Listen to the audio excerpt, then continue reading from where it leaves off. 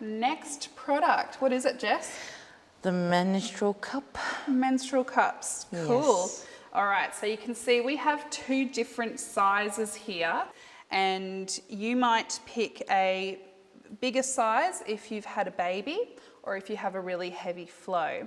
But today we're going to look at the smaller one because we're talking about puberty. Yes, Yep. that's it. Okay, so we're looking at the smaller cup. Now, Jess, how do you think you fit the menstrual cup inside?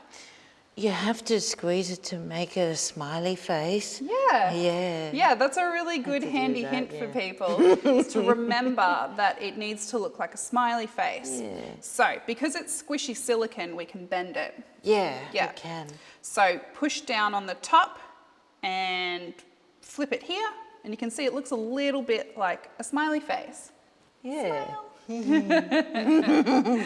Okay, so once it's folded like this, you then insert it up into the vagina as far as you can go, and then you let it go and it pops out.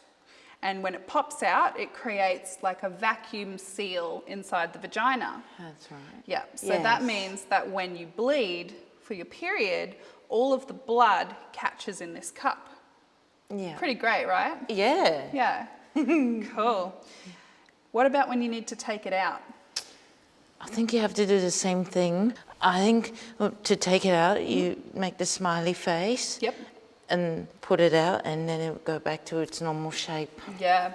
So when you're removing the menstrual cup, you'll need to insert your fingers into the vagina to feel for the cup. You can see there's a little stem on the bottom, and that will let you know where it is. Yeah. So you need to push the side in. Again, remembering the smiley face. I like that. And that will break the vacuum seal. Once the seal's broken, you can gently pull it out of the vagina and then it will pop back open. Ah, cool. Yeah. So you do have to be a little bit careful when you pull the cup out. Why do you think that is? It can get messy and go all over the place. So you don't want to have a bit of a period explosion, do you? No. So when you pull the cup out, it might be a good idea to do it in the shower. Yes. Yep. Or in one of the accessible toilets. Yeah. Because you'll have a sink nearby for you. Yeah. Yes. So Jess, what do you think some of the difficult things about using a menstrual cup might be? How to use it. The young kid might have struggle putting it in, So little kids might struggle a bit with this because it can be a bit complex with the folding and the inserting and the taking it out. So you might need to practice a lot before you get really good at putting your menstrual cup in. Yeah. And if your child has a disability and they have limited ability to, maybe move their hands or move their legs. The motor skills. Motor skills. Yes. Can that be really hard? Yes. Yeah. So as a beginner, menstrual cups might not be the best to start with, but as you get more confident managing your period, do you think it could be a good option for people? Yes. Yeah.